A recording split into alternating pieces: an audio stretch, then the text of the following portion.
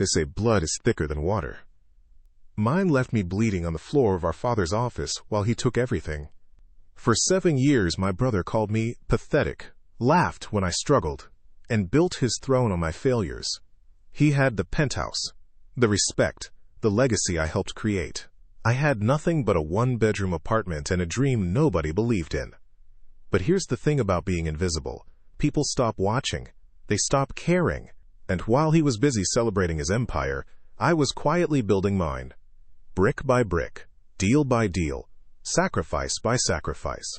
And when I finally acquired that luxury yacht he always bragged about wanting, the one docked at the most exclusive marina in the city, I made sure he got an invitation to the christening party.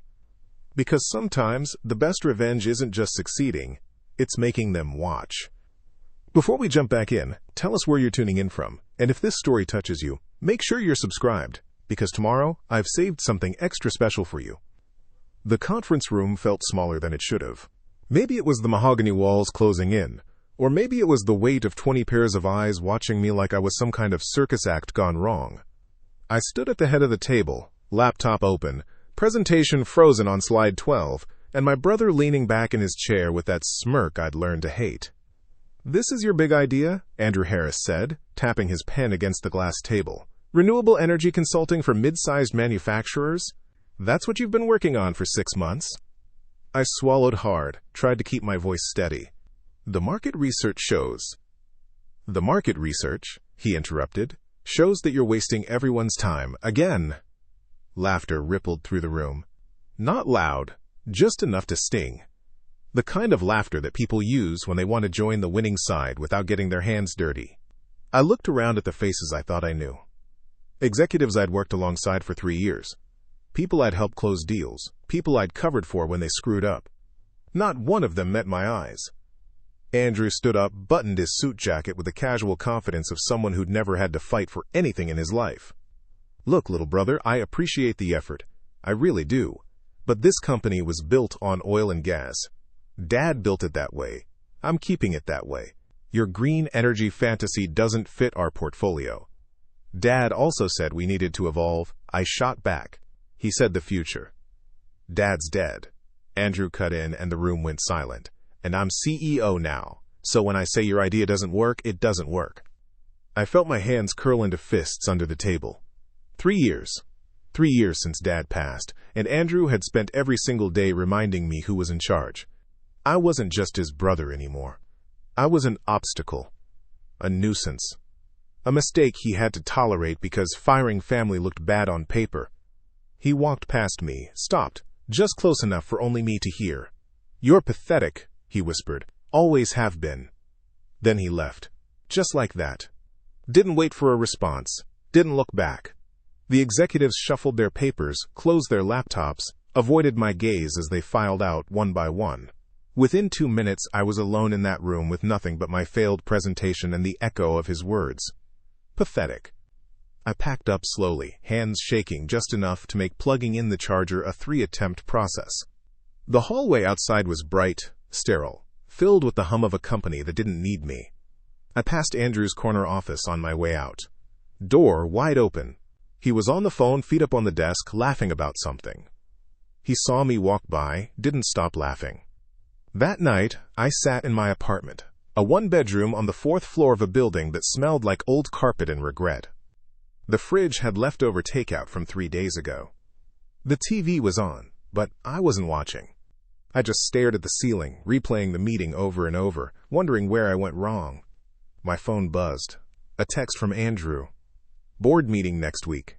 Don't bother preparing anything. We're voting on budget cuts. Guess which department's first on the list?" I didn't respond. What was the point? He'd already made up his mind. He always did. I thought about Dad then. About the late nights in his study, the way he used to walk me through balance sheets when I was barely old enough to understand what revenue meant. He believed in me. Told me I had vision, that I saw things Andrew couldn't. "You're going to do something important one day," he said once, hand on my shoulder. "Just don't let anyone convince you otherwise." But Dad wasn't here anymore, and Andrew had spent the last 7 years doing exactly that, convincing me I was nothing. I pulled out my laptop, opened the presentation I'd worked on for months. All that research, all those projections, all those late nights crunching numbers, calling manufacturers, building a case that could have saved jobs and shifted the company into a sustainable future. Andrew didn't even read past the title slide. I closed the laptop, leaned back, and for the first time in a long time, I let myself think the thought I'd been avoiding. What if I just left? Not quit, not walk away quietly like he wanted, but really left.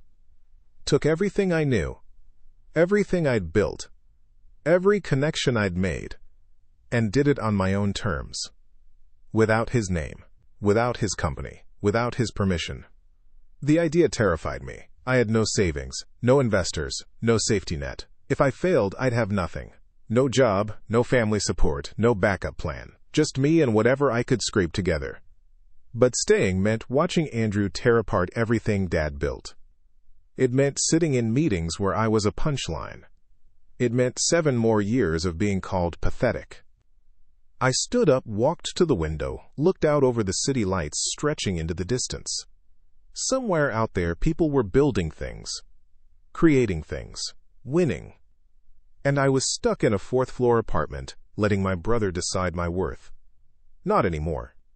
I went back to my laptop, opened a new document, and started writing. Not a presentation this time. A business plan. My business plan.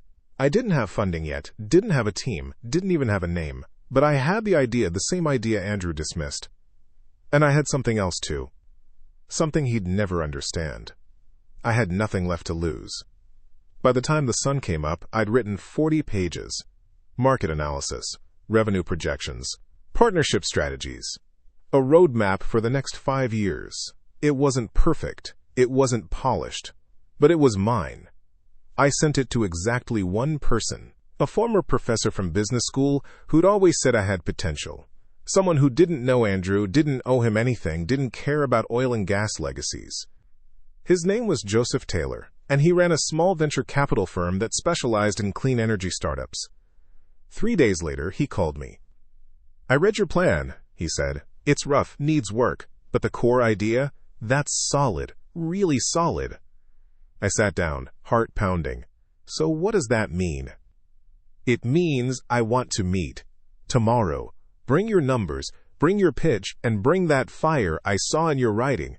Because if you can sell this the way you wrote it, we might have something. I hung up, stared at my phone, and let out a breath I didn't know I was holding. Andrew thought he'd buried me, thought he'd crushed whatever fight I had left. He had no idea what he'd just created. Before everything fell apart, there was a version of our family that almost worked. Dad used to host these Sunday dinners at the estate in Ashford Hills, this sprawling property with stone columns and gardens that looked like something out of a magazine. Andrew and I would show up, sometimes with dates, sometimes alone, and we'd sit around that long oak table while Dad told stories about the early days.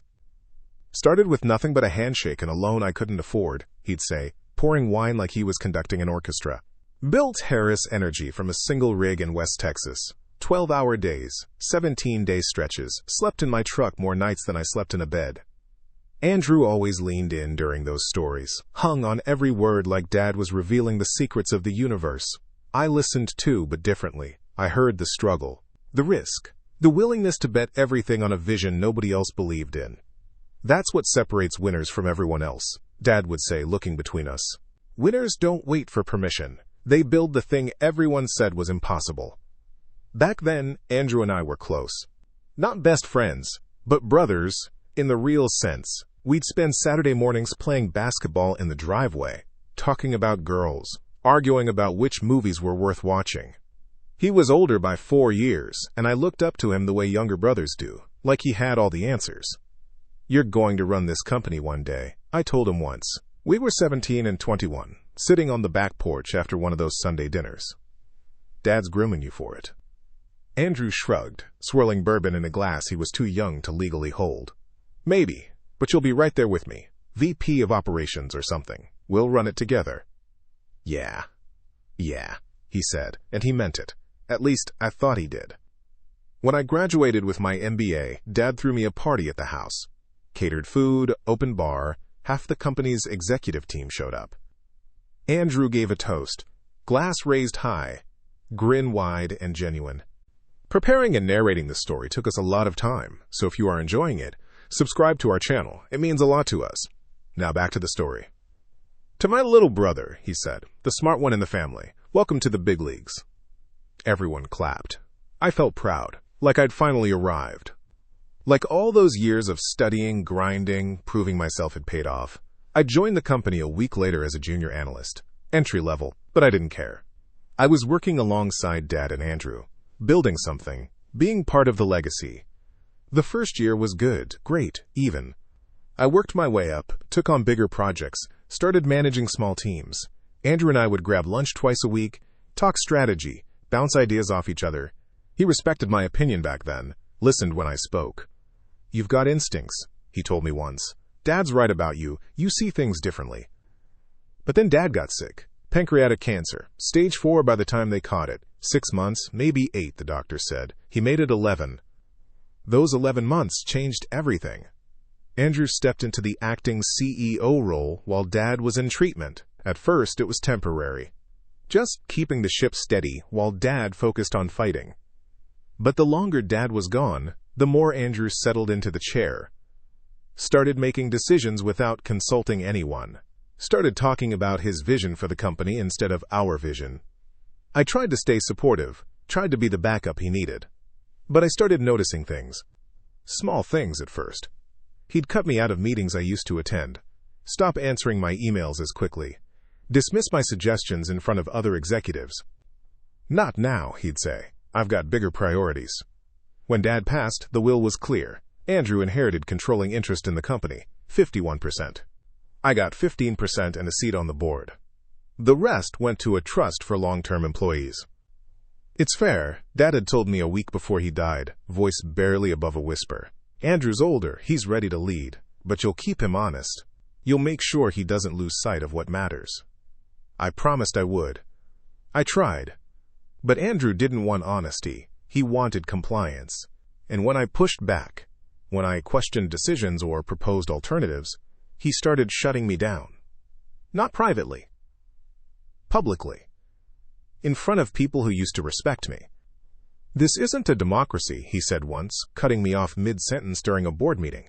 "I'm CEO, you're not. So unless you've got something productive to add, maybe let the adults talk." The room went silent. I felt my face burn, but I didn't respond, didn't fight back. I told myself he was grieving, that he'd come around, that the brother I grew up with was still in there somewhere. I was wrong. Over the next 2 years, he systematically erased me, moved my office to a smaller space on a lower floor, reduced my responsibilities, started referring to me as junior staff in emails, even though I was still on the board. And every time I tried to contribute, tried to remind him that we were supposed to be building this together, he found a new way to humiliate me. "You're not cut out for this," he said one night after everyone else had gone home. We were alone in his office, and I'd just pitched a restructuring plan that could have saved us millions. "You don't have what it takes to lead. You never did."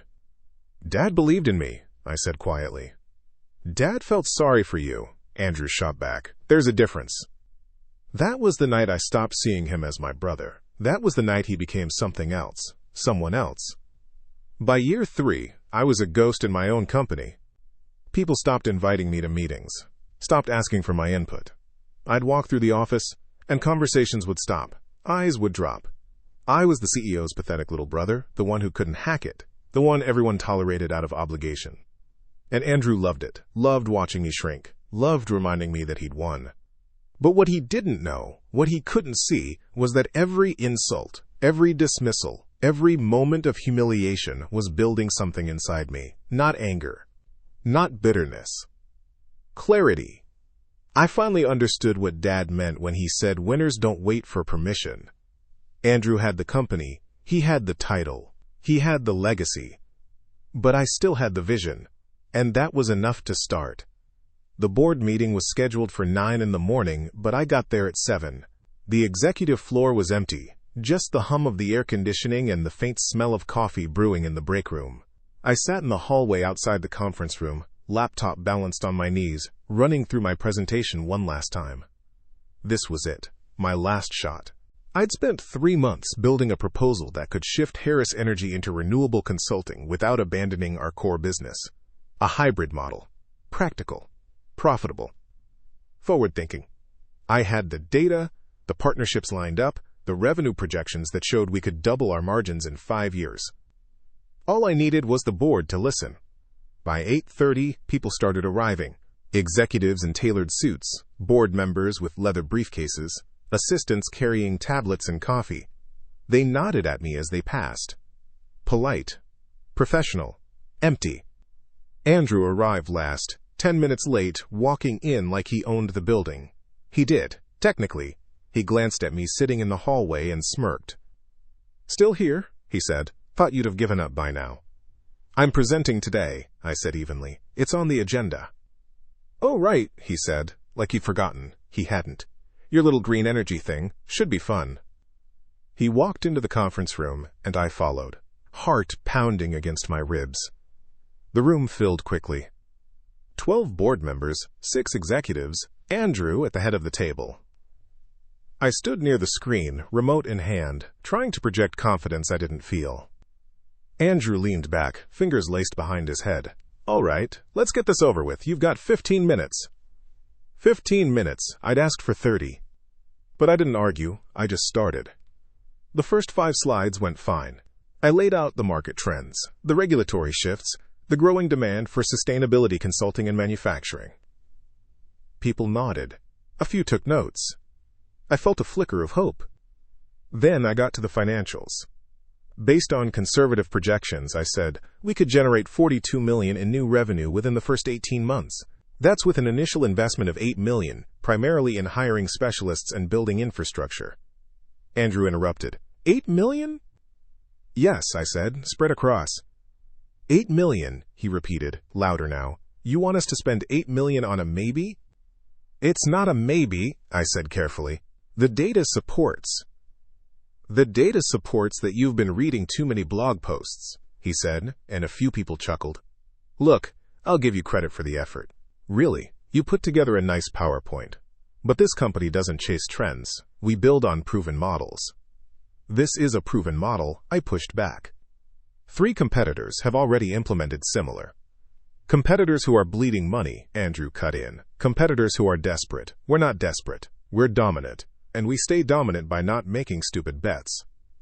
I felt the room shift. A few board members exchanged glances. One closed his notebook. Another checked his phone. This isn't a stupid bet, I said, voice rising despite myself. This is the future. If we don't adapt now, we'll be obsolete in 10 years. Andrew stood up, walked to the window, hands in his pockets. He stared out at the skyline for a long moment, then turned back to me. You know what your problem is, he said. You think being smart makes you right. You think because you read some reports and crunched some numbers, you understand how this business works. I've been here for 7 years, I said. I understand. You understand nothing, he snapped. You're a glorified assistant with a degree. You've never closed a deal, never managed a rig, never had to make a decision that cost someone their job. You sit in your little office and dream about saving the world, and you think that makes you valuable. The room was silent. Nobody moved. Nobody defended me. I looked around at the faces I'd worked alongside for years, people who knew I'd pulled late nights, people who'd seen the work I put in, people who'd once told me I had potential. Not one of them spoke up. Andrew walked back to his seat, sat down slowly, and folded his hands on the table. The answer is no. We're not investing in your project. And frankly, I think it's time we had a bigger conversation about your role here. My stomach dropped. What does that mean? It means, he said, leaning forward, that I'm recommending we restructure your position, move you into an advisory role, part-time, consultant basis. You're firing me. I'm making the company leaner, he said. You'll still get paid, just less. And you won't have to come in every day and pretend you're contributing. I felt the words like a punch, not the firing. I'd expected that, eventually. But the way he said it, the casual cruelty, the public execution. This is because I challenged you, I said quietly, because I won't just sit there and nod. This is because you're dead weight, Andrew said, and I'm tired of carrying you. I looked at him, really looked at him, and saw nothing of the brother I grew up with. No warmth, no recognition, just cold, calculated dismissal. I closed my laptop, unplugged the remote, and walked toward the door. "Where are you going?" Andrew called after me. "We're not done." I stopped, turned back. "Yes, we are." "You walk out of this room, you're done here," he said. "No severance, no recommendation, nothing." "I don't need your recommendation," I said, "and I sure as hell don't need your permission." I left.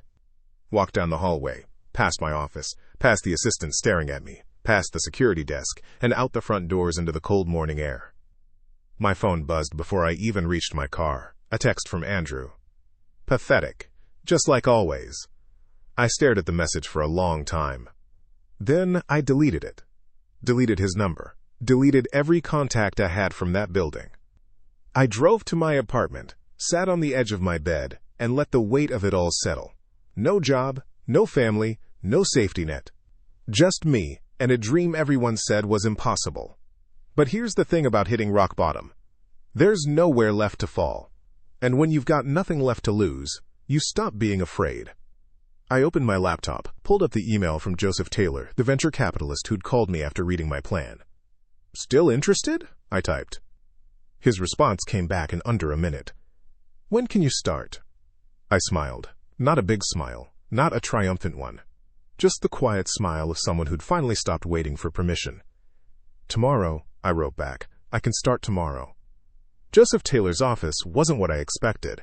No glass towers, no marble lobbies, no receptionists in designer suits. Just a converted warehouse in the industrial district. 3 floors of exposed brick and steel beams, filled with startups that buzzed like beehives. The sign outside read Catalyst Ventures, in simple black letters. I climbed the stairs to the second floor, portfolio tucked under my arm, trying to ignore the voice in my head that kept whispering I was making a mistake, that I should have stayed, that I should have fought harder, that walking away made me exactly what Andrew said I was. Pathetic. I shook it off, knocked on the frosted glass door. "Come in," a voice called. Joseph Taylor sat behind a desk that looked like it had survived 2 wars and a flood. Papers everywhere, coffee mugs stacked like a sad sculpture. A whiteboard covered in equations and business models. He looked up when I entered, glasses perched on his nose, gray hair wild like he'd been running his hands through it. "You must be the Harris kid," he said, standing to shake my hand. His grip was firm, calloused. "Sit. Coffee?" "Sure," I said, even though my stomach was already doing flips. He poured from a pot that looked like it had been brewing since the previous century, handed me a chipped mug with "World's Okayest Boss" printed on the side. I took a sip. It tasted like burnt ambition. "So," Joseph said, sitting back down, "tell me why you're really here." I blinked. "I sent you my business plan." "You said—" "I know what I said," he interrupted, "but I've read 1,000 business plans. Most of them are garbage dressed up in fancy projections. What I want to know is why you specifically are sitting in my office instead of working at your family's company." I hesitated. The truth felt too raw, too personal. But something about the way he looked at me, patient but unflinching, made me realize lying wouldn't work here. "My brother fired me," I said quietly. "Well, tried to." I walked out before he could finish. Joseph nodded slowly. "Because he didn't believe in your idea?" "Because he doesn't believe in me," I said. "Never has. I spent 7 years trying to prove I belonged there, and all I proved was that he's better at humiliation than I am at taking it." "So this is revenge?" "No," I said, surprised by how quickly the word came out. "This is survival. If I don't build something on my own, I'll spend the rest of my life being his punchline." Joseph leaned back, studying me like I was a puzzle he was trying to solve. "You know what the difference is between successful entrepreneurs and everyone else?" I shook my head. "Successful entrepreneurs have been humiliated," he said, "really deeply humiliated, and instead of shrinking, they weaponized it. Used it as fuel. The ones who succeed aren't the smartest or the most talented. They're the ones who got knocked down so hard they had no choice but to come back swinging." He pulled out my business plan, flipped through the pages. "This is good work, raw but good. Your market analysis is solid. Your revenue model needs refinement, but the bones are there. What you're missing is experience. You've never built anything from scratch." "I know," I admitted, "but I'm willing to learn. I'll work harder than anyone you've ever funded. I'll—" "Stop," he said, holding up a hand. "I don't need the sales pitch. I already decided I'm investing." I froze. "You are?" "250,000, he said. "Seed money. Enough to incorporate, hire a small team, build a prototype service model. But I'm not giving you a blank check. You'll report to me weekly, you'll hit milestones, and if you screw up, I'm pulling out. My hands were shaking. I set the coffee mug down before I spilled it. I won't screw up. Everyone screws up, Joseph said. The question is whether you learn from it. He slid a folder across the desk. Standard terms, read it. Sign it if you agree, we start Monday. I opened the folder, scanned the contract. Equity split, reporting requirements, performance benchmarks. It was more than fair. It was generous. Why? I asked, looking up. Why me? You don't even know me. Joseph leaned forward, elbows on the desk. 10 years ago, I was working for a tech firm in Seattle. Had an idea for renewable battery storage. Pitched it to my boss. He laughed me out of the room, told me I was wasting everyone's time, so I quit, maxed out 3 credit cards and built it anyway. What happened? Sold the company for $40 million, he said with a slight smile. Used that money to start this fund. Now I look for people like you. People who got told no by someone who should have said yes. People who are angry enough to prove the world wrong. I stared at the contract, then at him. I won't let you down. Don't let yourself down, he said. That's all that matters. I signed the contract right there, hand still shaking, heart pounding so hard I thought it might burst. When I walked out of that warehouse an hour later, the sun felt brighter. The air felt cleaner. For the first time in 7 years, I felt like I could breathe. I sat in my car for a long time, just staring at the signed contract in my hands. $250,000. A real shot, a real chance. My phone buzzed.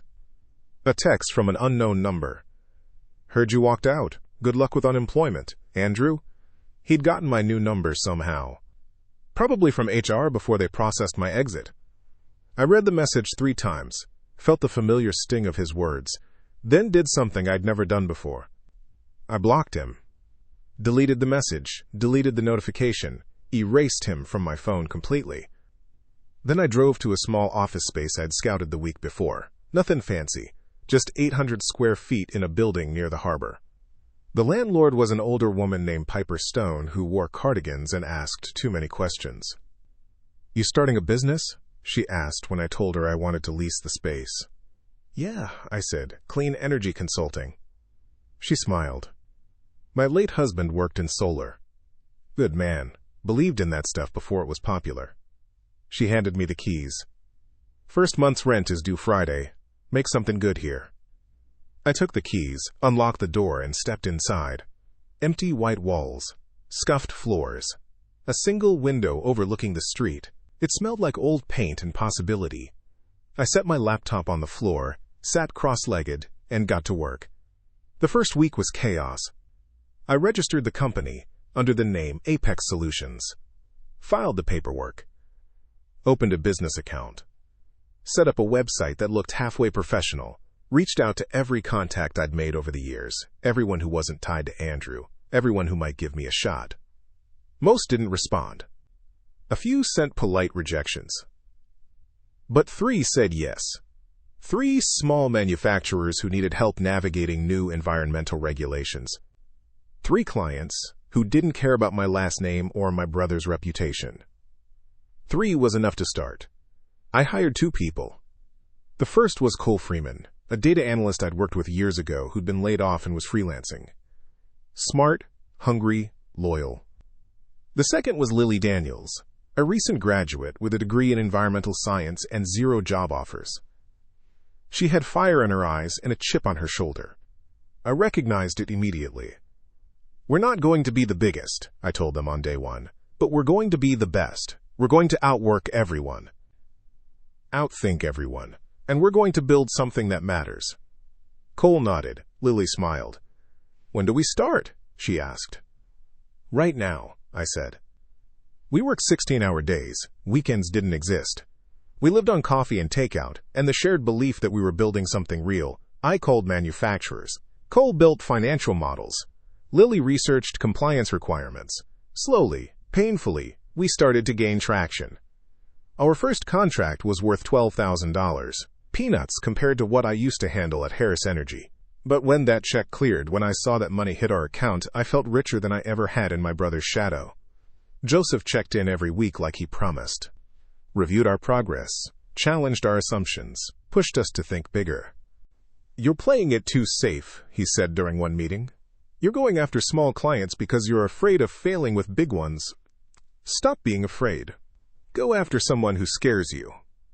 So I did. I reached out to Brennan Manufacturing, a mid-sized firm that produced automotive parts. They were facing massive fines for emissions violations. I sent them a proposal, didn't expect a response. They called me the next day. "We've got 60 days to fix this," their COO said. "Can you do it?" "Yes," I said, even though I had no idea if we could. We did. Worked around the clock for 8 weeks straight. Cole built a new compliance tracking system. Lilly redesigned their waste management protocols. I negotiated with regulators and fought for extensions. When it was done, when Brennan Manufacturing passed their inspection with 0 violations, their COO called me personally.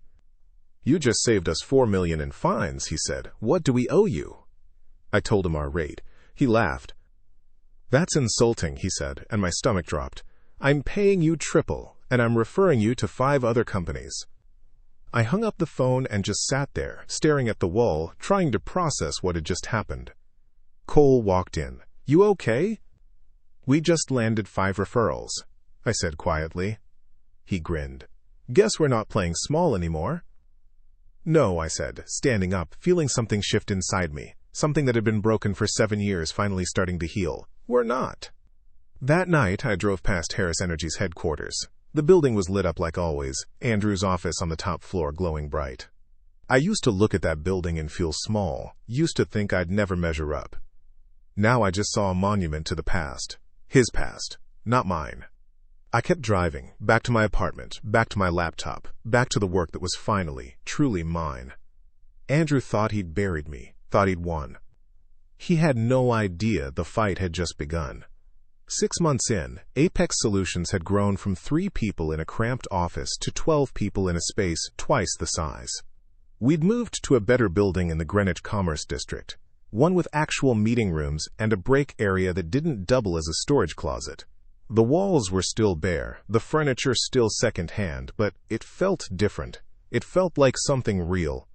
I'd stopped checking Andrew's social media, stopped wondering what he was doing, who he was impressing, how the company was performing without me. At first it was hard. 7 years of my life had been tangled up in that place, and proving myself to him. But the more I built, the less I thought about what I'd lost. Cole knocked on my office door one morning, tablet in hand. "We've got a problem." I looked up from the proposal I was editing. "What kind of problem?" "The good kind," he said, grinning. "Vandermeer Industries just reached out. They want us to audit their entire supply chain. Environmental compliance, waste reduction, the whole package." I sat back. Vandermeer Industries was massive, 30 facilities across 8 states. Annual revenue in the billions. The kind of client that could make or break a consulting firm. "When do they want to start?" I asked. 2 weeks, Cole said. "But here's the thing. They're also talking to 2 other firms. Both bigger than us. Both with way more resources." "So why are they talking to us?" "Because Brennan's COO told them we're the only firm that actually gives a damn," Cole said. "That we don't just write reports and disappear. That we solve problems." I smiled. "Set up the meeting. Let's go win this." The pitch meeting was at Vandermeer's headquarters in Lakeside Heights, a gleaming tower of glass and steel that made our office look like a janitor's closet. I brought Cole and Lily. We wore our best clothes, carried our best presentation, and walked into that conference room like we belonged there. The Vandermeer team was led by their VP of Operations, a woman named Abigail Anderson who had a reputation for eating consultants alive. She sat at the head of the table, arms crossed, expression unreadable. "You've got 30 minutes, she said. "Impress me." I didn't waste time on small talk. Didn't bore them with slides about our company history or our mission statement. I went straight to the problem.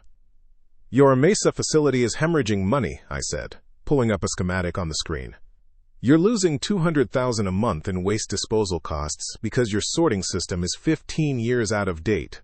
Your Riverside plant is 3 months away from failing an EPA inspection because your emissions tracking is manual and inconsistent. And your Tennessee distribution center is paying 30% more for energy than it should because nobody's audited your usage patterns in 5 years." Abigail's eyebrow raised slightly. "How do you know all that?" "Public records," I said. EPA filings, utility disclosures, supply chain data. It's all out there if you know where to look.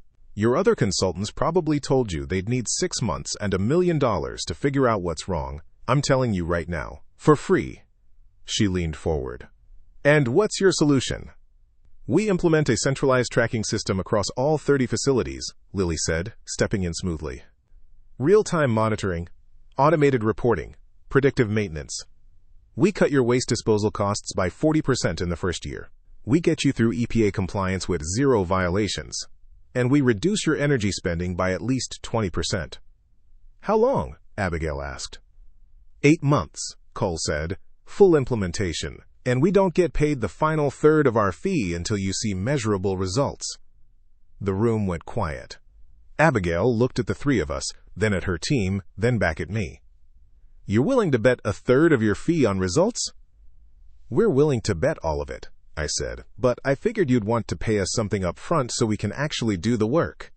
She smiled, actually smiled. I like you. You've got guts. Most consultants come in here and talk about stakeholder engagement and process optimization. You just told me exactly what's broken and how to fix it. That's what we do, I said simply. She stood, extended her hand. You're hired. Contract goes out tomorrow. Don't make me regret this. I shook her hand, trying not to let the relief show on my face. You won't. We walked out of that building in a daze. Didn't speak until we were back in the car. Then Cole let out a yell that probably scared half the parking lot. We just landed Vandermeer, he shouted. Do you know what this means? It means we don't sleep for 8 months, I said, but I was grinning too. Lily was already pulling up a project timeline on her tablet. We're going to need more people, at least 6 more analysts, maybe 8. Then we hire them, I said, whatever it takes. That contract changed everything. Suddenly, we weren't just a scrappy startup anymore. We were the firm that Vandermeer trusted. Other companies started calling. Bigger contracts, longer timelines, real money. Within a year, we'd grown to 30 employees. Within 18 months, 50. We moved again, this time to a full floor in a modern building downtown. Real offices. Real conference rooms. A lobby with our name on the wall. Apex Solutions. I hired a CFO, a woman named Hannah Clark, who'd spent 15 years at a Big Four accounting firm and was tired of corporate politics. She took one look at our books and said, "You're leaving money on the table, let me fix that." She did, renegotiated our contracts, structured our pricing better, found tax advantages I didn't even know existed. Within 6 months, our profit margins doubled. Joseph called me one evening, 2 years after that first meeting in his warehouse office. I've been watching your numbers, he said. You're ahead of every projection we made. Way ahead. We got lucky, I said. Luck is what people call it when they don't want to admit someone outworked them, Joseph said. You built something real. Question is, what do you want to do with it? I'd been thinking about that. We were profitable, growing, respected. But we were still small compared to the industry giants, still fighting for every contract. I want to scale, I said. Go national, maybe international. Build this into something that can't be ignored. Then you need capital, Joseph said. More than I can give you. You need a serious investment round. I'm not ready for that, I said. We're stable, but we're not. You're never ready, Joseph interrupted. That's the point. You take the leap before you're ready, or you stay small forever. He was right. I knew he was right. We launched a Series A funding round 3 months later. I pitched to 12 venture capital firms. 8 said no. 3 said maybe. 1 said yes. Thorn Capital, a mid-sized firm out of Boston that specialized in clean energy and sustainability. They offered $5 million for 20% equity. I took it. With that funding, we expanded into 3 new states. Hired a marketing team, built out our technology platform, started publishing research that got picked up by industry journals. We became the firm that people called when they had problems nobody else could solve. And through it all, I stayed invisible to Andrew. Didn't announce our successes publicly. Didn't send press releases to industry publications he'd read. Didn't make noise. I just built. Quietly. Carefully. Relentlessly. But I knew eventually he'd notice. Eventually our paths would cross. And when they did, I wanted to be standing on solid ground. That moment came sooner than I expected. I was at an industry conference in Harbor Bay, networking in the lobby between sessions, when I heard a voice I hadn't heard in 3 years. "Well, well," Andrew said from behind me. "Look who decided to play entrepreneur." I turned slowly. He looked the same, expensive suit, smug smile. That air of superiority he wore like cologne. "Andrew," I said evenly. He looked me up and down, taking in my suit, my conference badge, the fact that I was there at all. "Apex Solutions," he read from my badge. "Cute name. What is it, some kind of startup? Let me guess, you're doing green energy consulting?" "Something like that," I said. He laughed. "Still chasing that fantasy, huh? How's that working out for you?" I could have told him, could have mentioned Vandermeer, could have listed our client roster, our revenue, our growth, could have wiped that smirk off his face with facts. But I didn't. "It's working out just fine," I said simply. He patted my shoulder, condescending. "Good for you, really. It's nice that you found something to keep you busy. Dad would be proud that you didn't just give up completely." "Yeah," I said quietly. "He would be." Andrew's phone buzzed. He glanced at it, then back at me. "I've got a meeting. Try not to embarrass the family name too much with your little side project, okay?" He walked away, already laughing at something on his phone. I stood there for a moment, watching him disappear into the crowd. 3 years ago, those words would have destroyed me. Would have confirmed every doubt, every fear, every insecurity. Now they just felt empty, like noise. Cole walked up beside me. "Was that him?" "Yeah," I said. "You okay?" I smiled. Better than okay. Because here's what Andrew didn't know, what he couldn't see. While he was busy reminding me how small I was, I'd quietly become something he'd never expected. Competition. And soon, very soon, he was going to find out exactly what I'd built in the shadows. 3.5 years after walking out of Harris Energy, Apex Solutions had become something I barely recognized. We'd grown from that cramped office near the harbor to a full operation spanning 6 states, with regional offices and over 100 employees. Our client list read like a who's who of manufacturing and energy companies. Revenue had crossed $50 million annually, and we were profitable, genuinely profitable, not the fake numbers startups throw around to impress investors. But the real transformation wasn't in the numbers, it was in the reputation we'd built. When companies faced regulatory nightmares or environmental crises, they didn't call the big consulting firms anymore. They called us. We'd become known as the fixers, the ones who actually solved problems instead of writing reports that gathered dust. Hannah, our CFO, walked into my office one morning with a folder that looked too official to be good news. "We need to talk about expansion," she said, sitting down across from my desk. I looked up from the contract I was reviewing. "We're already in 6 states. How much bigger do you want to get?" "International," she said, sliding the folder across. "I've been talking to some contacts in Europe, Germany specifically. They're years ahead of us on renewable energy regulations, and their manufacturing sector is desperate for consulting that understands both sides. American firms trying to do business there, European firms trying to understand American markets. We could be the bridge." I opened the folder, scanned the projections. This would require serious capital. We're talking about establishing a real presence, not just flying people over for projects. "Which is why I'm recommending we do another funding round," Hannah said. "Series B. We could raise 20 million, maybe more, with our current trajectory." I leaned back, thinking. More funding meant more investors, more voices in the room, more people to answer to, but it also meant the resources to build something truly significant. "Set up the meetings," I said. "Let's see who's interested." Over the next 2 months, we pitched to 15 investment firms. The process was exhausting, repeating the same presentation, answering the same questions, defending our projections over and over. But the responses were better than I expected. Multiple firms wanted in. We ended up taking funding from 2 sources. Thorn Capital increased their stake with another $8 million. And a new firm, Pacific Ridge Ventures, came in with $12 million. Total raise of $20 million for 15% equity. With that capital, we moved fast. Opened an office in Berlin with a local team that understood European regulations. Hired a head of international operations, a guy named Miles Abbott who'd spent a decade working for Siemens and knew everyone worth knowing in German manufacturing. "You're not just playing in the minor leagues anymore," Joseph told me during one of our quarterly check-ins. He still held his original stake and still offered advice when I asked. You're building something that could legitimately compete with the big firms. That's the goal, I said. Just remember, he added, the bigger you get, the more visible you become. And visibility brings attention, not all of it welcome. He was right, of course. But I'd spent 3 years being invisible. I was ready to be seen. The opportunity came from an unexpected place. Brennan Manufacturing, our first major client, the one that had launched everything, called with a problem that was bigger than anything we'd handled before. Their CEO, a man named Parker Grant, got straight to the point. We're buying out Kellerman Industrial, 50 facilities, 20,000 employees. It's a huge acquisition, biggest in our company's history. But Kellerman's environmental compliance is a disaster.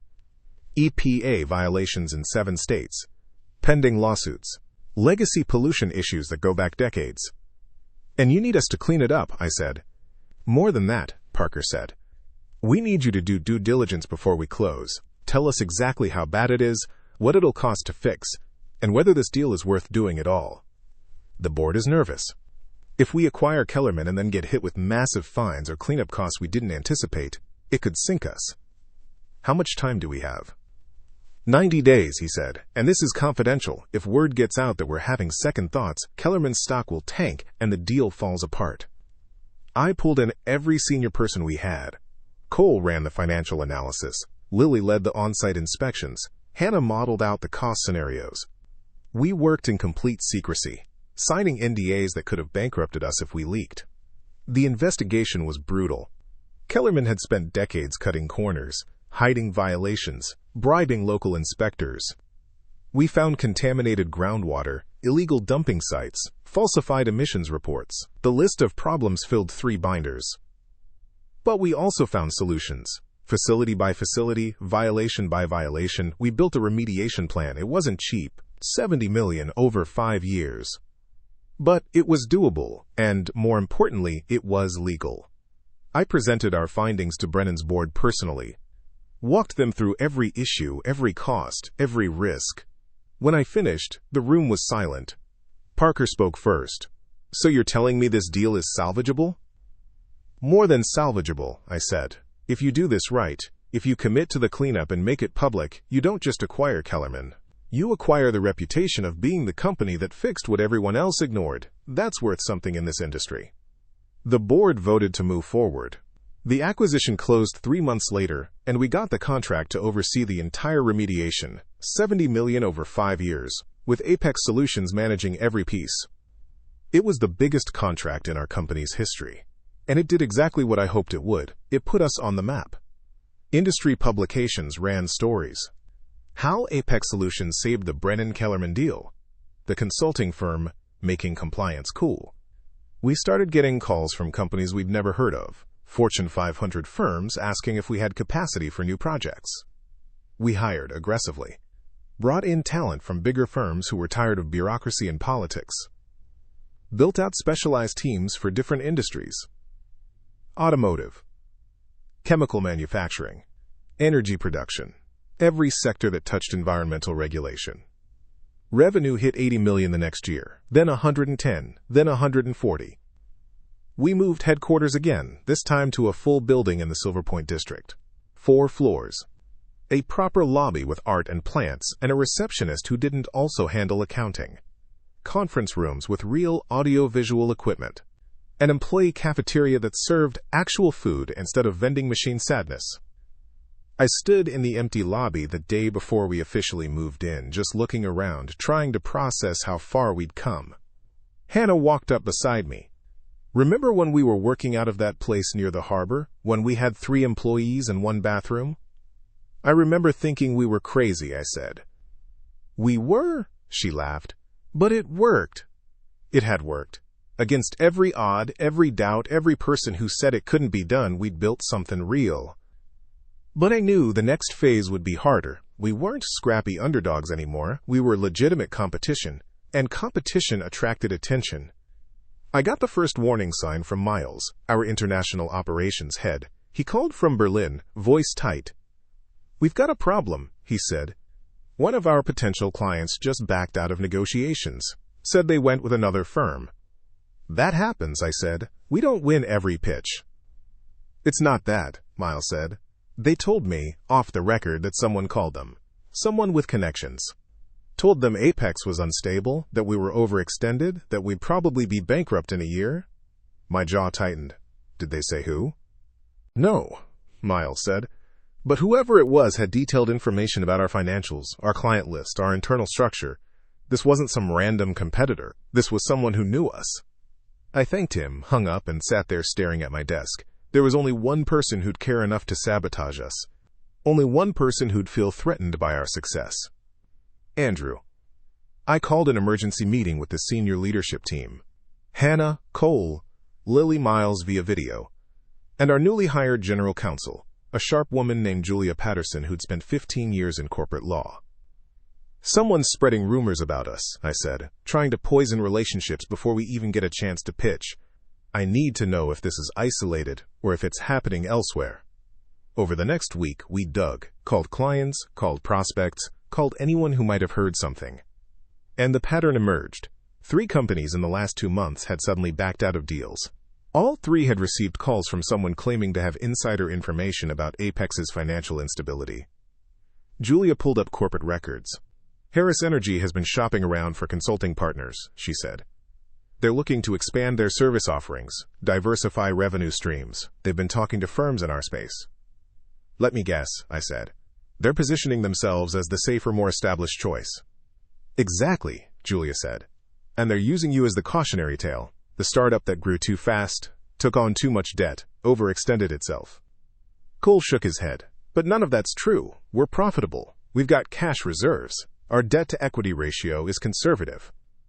Doesn't matter, Hannah said. Perception is reality in this business. If enough people hear the rumors, they start to believe them. I stood up, walked to the window, looked out over the city. Somewhere out there, Andrew was playing dirty. Using his resources, his reputation, his connections to undermine everything we'd built. The old me would have been scared. Would have wondered if he was right, if we really were overextended, if this whole thing was about to collapse. But that version of me died 3 years ago in a conference room when I walked out with nothing. We're not going to fight rumors with denials, I said, turning back to the team. We're going to fight them with something better. What? Lily asked. I smiled. We're going to buy something so big, so visible, that nobody can question whether we're legitimate. The room went quiet. You want to make an acquisition? Hannah said carefully. Not just any acquisition, I said. I want to buy a competitor. Someone established. Someone respected. Someone whose reputation can't be questioned. We fold them into Apex, we inherit their credibility, and we show the entire industry that we're not going anywhere. Julia leaned forward. That's ambitious. Also expensive. How expensive? I asked. Hannah pulled up her laptop, started running numbers. Depends on the target. A mid-sized firm with good client relationships and clean books? You're looking at 20 to 40 million, maybe more. Can we afford it? She looked at the spreadsheet, then at me. If we take on some debt and do another capital raise, yes, it would stretch us thin for a year, maybe 2. But if we pick the right target and execute the integration well, it could work. I looked around the room. Thoughts? Cole spoke first. It's risky, but doing nothing while Andrew poisons the well is riskier. Lily nodded. If we're going to make a move, make it count. Miles chimed in from the screen. From an international perspective, acquiring a firm with European presence would help us immensely. Julia added, I'd want to vet any target carefully, make sure there aren't hidden liabilities, but strategically, it makes sense. I turned to Hannah. Find me 3 targets. Firms that fit our culture, have complementary capabilities, and are open to acquisition. We move on this in the next 90 days. She nodded. I'll start reaching out. The meeting ended, and everyone filed out except Cole. He lingered near the door. You think it's really Andrew? He asked quietly. I know it is, I said. So this is personal. I thought about that. Was it personal? Yeah, part of it was. Part of me wanted to prove him wrong, wanted to shove our success in his face, wanted him to see what I'd built without him. But it was bigger than that now. It stopped being personal when he made it about the business, I said. Now it's just competition, and I plan to win. Cole smiled. Good. Because I'd hate to work this hard, just to let him take us down. He left, and I sat alone in my office, looking at the skyline, thinking about the next move. Andrew thought he could whisper us into irrelevance, thought he could use his position and his reputation to keep us small. He was wrong. We weren't staying small. We were going to grow so big, so fast, so undeniably successful that the entire industry would have to acknowledge us. And when that happened, when we were too big to ignore, I'd make sure Andrew had a front row seat. Hannah found 3 potential acquisition targets within a month. We evaluated them carefully, ran financial models, conducted quiet due diligence through back channels. 2 were solid but unremarkable. The 3rd was perfect. Meridian Environmental Group. Based in Chicago, 20-year operational history, stellar reputation, client list that included some of the biggest names in manufacturing. Annual revenue around $30 million. The founders, 2 partners who'd built the firm from scratch, were looking to retire. They wanted someone who'd preserve their legacy, not just strip the company for parts. We scheduled a meeting at a neutral location, a private room at a restaurant in downtown Chicago. I brought Hannah and Julia. They brought their entire partnership team, 4 people who'd spent 2 decades building something they were proud of. The lead partner, a woman named Valerie Kim, got straight to the point. We've been approached by 3 other firms, all of them bigger than you. All of them with more resources. Why should we sell to Apex? I'd prepared for this question. Because the big firms will absorb you. Your name disappears. Your people get reassigned or let go. Your culture gets swallowed by corporate bureaucracy. We're not interested in erasing what you built. We want to learn from it. And what do we get? Valerie asked. Your name stays, I said. Meridian Environmental Group becomes a division of Apex Solutions, but you keep your identity. Your team stays intact. Your clients stay yours. We provide capital, infrastructure, and access to our national network. You provide expertise, reputation, and credibility in markets we haven't cracked yet. The partners exchanged glances. Another partner, a man named Jason Curtis, spoke up. We've heard rumors about your financial stability, that you're overextended, that you grew too fast. There it was, Andrew's poison, spreading even here. Julia slid a folder across the table. Full financial disclosure, 3 years of audited statements, current cash position, debt obligations, credit lines, everything. We're not overextended, we're disciplined, and we're profitable. Jason opened the folder, scanned the documents, his eyebrows raised slightly. These are good numbers. They're real numbers, Hannah said. We don't play games with our books. What you see is what you get. Valerie looked at me for a long moment. Why does it feel like you're fighting someone? I could have lied, could have given some corporate answer about market competition and strategic positioning. But something about her directness made me respect her too much for that. Because I am, I said. My former company is spreading those rumors you heard. They don't want us to succeed because it makes them look bad. So yes, part of this is about proving them wrong. But it's also about building something that matters, something that lasts. She nodded slowly. I appreciate the honesty. The negotiation took 3 weeks. Back and forth on valuation, on earn-out structures, on retention agreements for key staff. We settled on $32 million, structured as $20 million up front and $12 million over 3 years based on performance targets. It stretched our finances. We took on $15 million in debt and raised another $10 million from existing investors. But when the deal closed, when we announced the acquisition, the industry response was immediate and overwhelming. We weren't a scrappy startup anymore. We were a serious player. Client calls increased. Proposals we'd submitted months ago suddenly got greenlit. Companies that had ghosted us called back, apologetic, asking if we still had capacity. And the rumors stopped. Because you can't call a company unstable when they just acquired one of the most respected firms in the industry. I was in the office late one evening, reviewing integration plans with the Meridian team, when my assistant knocked on the door. There's someone here to see you, she said. No appointment. Says it's personal. I frowned. Who is it? She hesitated. He says his name is Andrew Harris. My stomach tightened. I hadn't seen him since that conference 3 years ago, hadn't spoken to him in longer, and now he was here, in my building, asking for a meeting. Send him in, I said. She left, and a moment later, Andrew walked through the door. He looked older. Not much, just enough that I noticed. Lines around his eyes that weren't there before. a hardness in his expression that seemed carved in. He looked around my office, taking in the view, the furniture, the framed articles on the wall about Apex's growth. "Nice place," he said. "A little corporate for my taste, but nice. What do you want, Andrew?" He sat down without being invited. "I want to talk, brother to brother." "We're not brothers," I said flatly. "We're former colleagues at best. So if you've got something to say, say it." He smiled, but there was no warmth in it. "I heard about your acquisition. Meridian, right? That must have cost you." "It was worth it." "Was it?" He leaned forward. "Because from where I'm sitting, you just took on a massive amount of debt to buy a company that's been stagnant for 5 years. Meridian's reputation is all they have left. Their growth has been flat. Their margins are shrinking. You paid premium prices for a brand name." "Is that what you came here to tell me?" I asked. "Financial advice?"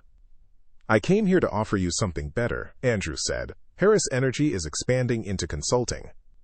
We're building a division that'll compete directly with firms like yours. And we're looking for talent, smart people who understand the industry." I stared at him. "You're trying to recruit me." "I'm offering you a way out," he said. "You've had a good run, proved you could build something. But you and I both know this doesn't end well. You're burning through cash. You're competing with firms that have 10 times your resources. Eventually you're going to hit a wall. And when you do, you'll have nothing. So you want me to come crawling back?"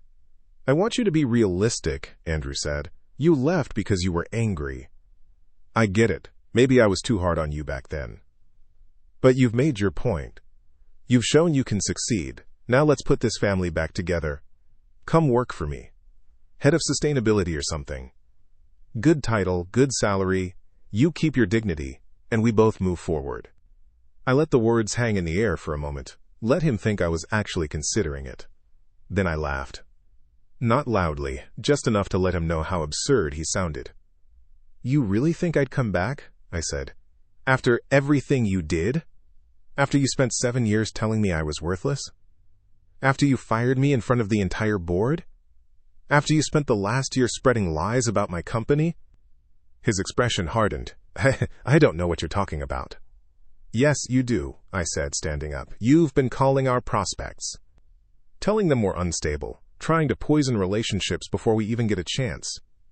You thought you could whisper us into failure." "That's business," Andrew said coldly. "If you can't handle competition, maybe you're not cut out for this." "You're right," I said. "It is business. Which is why I'm going to beat you at it." He stood up, straightened his jacket. "You can't beat me. You don't have the resources. You don't have the network. You don't have Dad's name protecting you anymore." "I don't need Dad's name," I said. "I built my own." Andrew walked to the door, paused with his hand on the handle. "This won't end well for you. I tried to be nice, tried to offer you a way out. But if you want to keep fighting, fine. Just remember that I've been doing this a lot longer than you." "Yeah," I said. "And that's exactly why you're scared." He left without another word. I stood there for a long time after, staring at the closed door, feeling something shift inside me. For years, I'd wondered what it would feel like to face him again. Wondered if I'd still feel small, still feel like the little brother who couldn't measure up. I didn't. I felt clear, focused, ready. Andrew had shown his hand. He wasn't just competing anymore, he was threatened. And threatened people make mistakes. I called an emergency meeting with the leadership team for the next morning. Andrew came to see me, I told them, tried to recruit me. When that didn't work, he made it clear he's coming after us directly. Harris Energy is launching a consulting division. They're going to compete with us for every major contract. Cole frowned. They don't have the expertise. They're an oil and gas company, not consultants. They'll buy the expertise, Hannah said. Hire away talent from other firms, use their existing client relationships to get meetings, undercut us on price because they can afford to lose money in the short term. So what do we do? Lily asked. I looked around the table at the people who'd helped build this company, the ones who'd believed when nobody else did. The ones who'd worked brutal hours and taken risks and never quit. We do what we've always done, I said. We outwork them, we outthink them. We win on merit, not on legacy. Julia spoke up. We should also prepare for legal action. If he's spreading false information about our financial stability, that's defamation. We could sue. No, I said. Lawsuits make us look defensive, make us look weak. We're not going to win this in court. We're going to win it in the market. How? Miles asked from the video screen. I smiled. We're going to take his biggest client. The room went silent. Harris Energy has a massive contract with Titanfall Industries, I said. $300 million over 5 years. Largest contract they've ever signed. It's up for renewal in 8 months. And from what I've heard, Titanfall isn't happy with the service they've been getting. Hannah pulled up her laptop. Titanfall is huge. If we land that contract, it would double our revenue. It would also destroy Andrew's credibility, Cole added. Losing a client that size would be catastrophic for their new division. Can we even compete for something that big? Lily asked. We just acquired Meridian, I said. We've got the credentials now, we've got the capacity, and we've got something Harris Energy doesn't have. What's that? Julia asked. Hunger, I said. They're fat and comfortable. We're still fighting for every inch, and that makes all the difference. I stood up. Hannah, get me everything you can on Titanfall's current pain points. Cole, start building a proposal framework. Lily, I need you to reach out to any contacts you have inside Titanfall. Find out who's making the decision and what they actually care about. Miles, see if Titanfall has any international operations we can use as a differentiator. Everyone nodded, already pulling out phones and laptops. One more thing, I said. This stays quiet. If Andrew finds out we're going after Titanfall, he'll do everything he can to block us. We move fast, we move smart, and we don't make noise until we're ready to strike. The meeting ended and people scattered to their tasks. I stayed in the conference room alone, looking out over the city. Andrew thought he could intimidate me, thought he could buy his way into my industry and push me out. He had no idea what was coming. For 7 years, he called me pathetic. For 7 years, he made me believe I wasn't good enough. But I'd spent the last 4 years proving him wrong, and now I was going to make sure he never forgot it. 4 months of preparation led to this moment.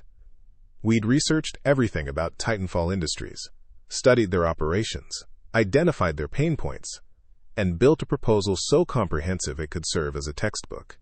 Their current contract with Harris Energy was bleeding money through inefficiencies nobody had bothered to fix.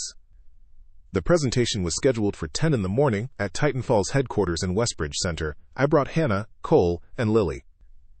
We arrived 30 minutes early, reviewed our materials one last time in the parking garage, then walked in like we owned the place. The Titanfall executive team was led by their chief operations officer, a no-nonsense woman named Cora Lawrence, who had a reputation for asking questions that made consultants sweat. She sat at the head of a massive conference table, surrounded by 6 other executives, all watching us with expressions that ranged from skeptical to outright hostile. You've got 1 hour, Cora said without preamble. Harris Energy has been our partner for 3 years. Convince me why we should switch. I didn't waste time on introductions or company history. I went straight for the throat. You're losing $18 million a year, I said, pulling up our analysis on the screen. Not because your operations are bad, but because Harris Energy treats you like a legacy client instead of a partner. They bill you for services you don't need. They use outdated compliance methods that cost you time and money. And they've missed 3 regulatory updates in the last 18 months that put you at risk. Cora's eyebrow raised. Those are serious accusations. They're facts, Hannah said, distributing folders with documented evidence. We've analyzed every invoice, every report, every recommendation Harris Energy has provided. The inefficiencies are systematic. One executive flipped through the folder, frowning. How did you get this information? Public filings, Cole said. Regulatory submissions. Your own annual reports. It's all there if you know where to look. Lily stepped forward with the next section. Here's what we propose. A complete operational audit across all your facilities. Real-time compliance monitoring. Predictive maintenance protocols that reduce downtime by 30%. And we guarantee results. If we don't save you at least $20 million in the first year, you don't pay our final installment. The room went quiet. Cora leaned back, studying us. You're willing to bet your fee on performance? We've done it before, I said. With Vandermeer Industries. With Brennan Manufacturing. With 15 other clients who are now saving millions because we deliver results, not reports. Another executive spoke up. What about continuity? Harris Energy knows our systems. We'd have to start from scratch with you. No, you wouldn't, Hannah said. We've already mapped your systems based on available data. We can be operational within 30 days. Harris Energy would take 6 months to do what we can do in 1. Cora looked at me directly. I know who you are. You used to work at Harris Energy. Andrew Harris is your brother. This feels personal. I met her eyes without flinching. It stopped being personal when it became about competence. Andrew's firm treated you like a paycheck. We'll treat you like a partner. That's the difference. She nodded slowly, then stood. Give us the room. We filed out into the hallway, hearts pounding. 30 minutes passed, then 45. Finally, Cora's assistant called us back in. Cora stood at the window, arms crossed. When she turned around, her expression was unreadable. We're terminating our contract with Harris Energy, she said. You start in 30 days. The announcement hit the industry like a bomb. Titanfall Industries, one of the largest manufacturing conglomerates in the country, had dropped Harris Energy after 3 years and signed with Apex Solutions. Trade publications ran the story within hours. Industry analysts called it a seismic shift. I was in my office when my assistant buzzed. Andrew Harris is on line 1. I'd been expecting this call. I picked up. You son of a... Andrew's voice was pure rage. You went after my client. My client. Your former client, I corrected. And I didn't go after them. They came to us because you weren't doing your job. This is war, he spat. You just declared war. No, I said calmly. You declared war when you started spreading lies about my company. I just won the first battle. The line went dead.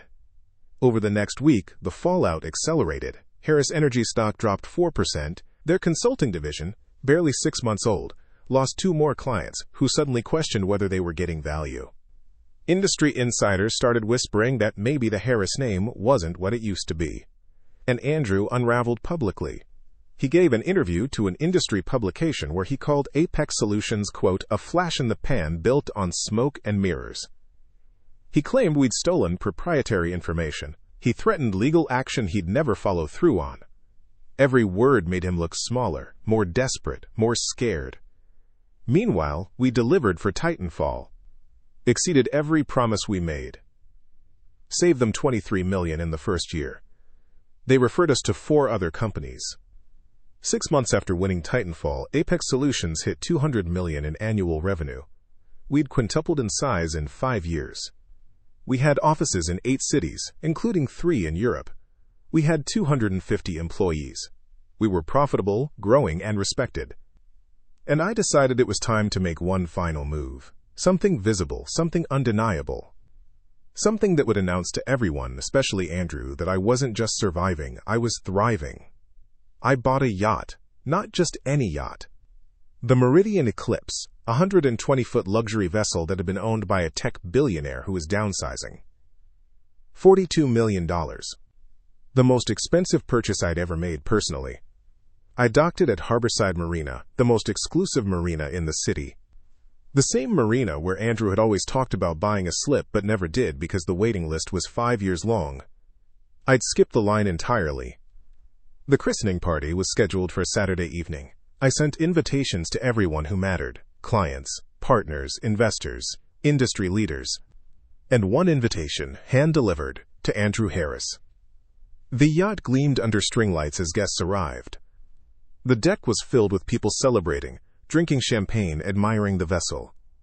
Hannah raised a glass. To 5 years of proving everyone wrong. To the next 5, Cole added. I stood at the bow, looking out over the water when I heard footsteps behind me. I turned. Andrew stood there, alone, hands in his pockets, looking smaller than I remembered. Nice boat, he said quietly. Thanks, I said. I worked hard for it. He looked around at the party, at the success on display, at everything I'd built without him. I underestimated you. Yeah, I said, you did. For what it's worth, Andrew said, voice barely above a whisper. I was wrong. About you. About everything. I looked at him, really looked at him, and felt nothing. No anger, no satisfaction, just indifference. I'm not doing this for you anymore, I said. I stopped caring about your opinion years ago. I built this because I believed in it. Because I had people who believed in me. You were never part of that equation. Andrew nodded slowly, then turned and walked away. I watched him disappear into the crowd, then vanish entirely. Cole walked up beside me. "You okay?" I smiled.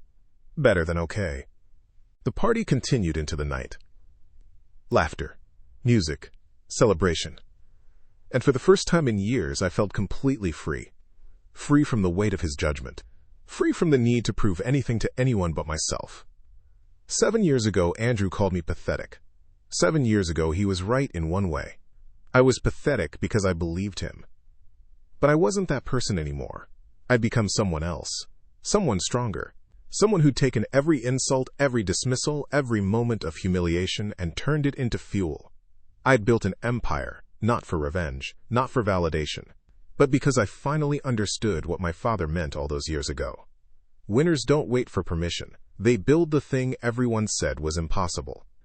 And standing on that yacht, surrounded by people I respected and who respected me back, I realized something profound. I'd won, not because I defeated Andrew, but because I'd finally defeated the version of myself that believed I needed his approval. That was the real victory. And it felt better than anything I could have imagined. Up next, you've got 2 more standout stories right on your screen. If this one hit the mark, you won't want to pass these up. Just click and check them out. And don't forget to subscribe and turn on the notification bell so you don't miss any upload from us.